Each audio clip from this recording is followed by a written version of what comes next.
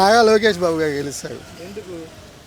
ఆయన చేసిన సహాయ కార్యక్రమాలు 4 నెలల మట్టి వైసీపీ ప్రభుత్వం అధికారంలో ఉండి చేయలేని కార్యక్రమాలు ప్రజలకు అతి దగ్గరగా చెవుగా ఆయన నుండి కావాల్సిన సంక్షేమ కార్యక్రమాలన్నీ అందించాడు కాబట్టి, ఆయన చేసిన పేదలకు ఆయన సహాయ సహకారాలు అందించాడు కాబట్టి ఆయన వస్తాడని మేము ఘంటాపథంగా చెప్పగలుగుతున్నాం. లోకేష్కి ఎందుకు వేయాలంటే ప్రజల్లోకి అతి చెవుగా దగ్గరుండి ఆయన కావాల్సిన సౌకర్యాలు కల్పించాడు. వాళ్ళ పరిస్థితులు బాగోలేని వాళ్ళు వాళ్ళకి సౌకర్యాలు కల్పించాడు. ఇప్పుడు టిఫిన్ చేసుకునే వ్యాపారస్తులు ఉన్నారు, వాళ్ళ పరిస్థితి బాగోలేదు అంటే బండ్లు ఇవ్వటం, రజక సోదరులు ఇస్త్రీ బళ్ళు ఇవ్వటం కానీ, తర్వాత సెలూన్ చైర్లు కానీ, బార్బర్ షాపుల వాళ్ళ పేదలకు సహాయం చేయడంలో ముందున్నాను పార్టీ పరంగా. నేను చూసి చాలా రోజులు అయిందండి, నాకు కనపడలేదు. మరి నేను చూసి చాలా రోజులు అయింది. ఇక్కడికి వచ్చి 4 నెలల్లో నేను చూడలేము, నాకు కనపడలేదు. ఏమో ఆయన పర్సనల్, అది మనం ఏం చెప్తాం.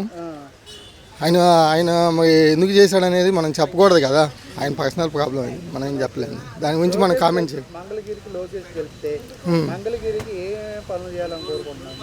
మాకు ఇప్పుడు ఇక్కడ పరిస్థితి ఏంటంటే ఇళ్ల పట్టాలు లేవండి.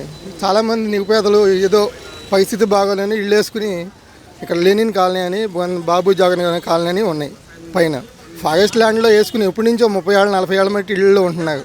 వాళ్ళకి ఏదైనా సహకారం చేసి ఇళ్ల పట్టాలు ఇప్పించి కావాల్సిన కనీస సౌకర్యాలు కల్పించాలని కోరుకుంటున్నాం. ఎవరు గెలిచినా మనకు కావాల్సిన ప్రజల సౌకర్యాలు ప్రజలకు బాగుండాలని కోరుకుంటాం. మేము కూడా లోకేష్ గారు వచ్చినప్పుడు ఇక్కడ పాదయాత్ర చేశాడు, బాదుడే కార్యక్రమం అని, ఇలాంటి కార్యక్రమాలన్నీ చేసినప్పుడు మేము దగ్గరుండి మాకు కావాల్సిన సౌకర్యాలు కల్పించండి, ఈసారి మిమ్మల్ని గెలిపించుకుంటాం అంటే ఆయన కూడా సుముఖంగానే ఉన్నాడు, చేసి పెడతానని ఒక మాట ఇచ్చాడు. కాబట్టి మేము కూడా ఆయన కావాలని కోరుకుంటున్నాం.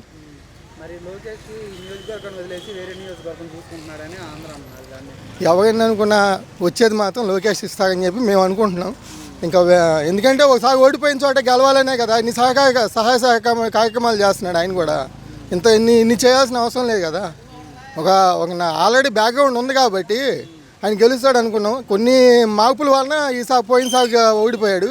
ఈసారి మాత్రం పక్కాగా 50,000 మెజార్టీతో నారా లోకేష్ గారు గెలుస్తారని మేము అనుకుంటున్నాం. Please like and subscribe Eagle Andhra.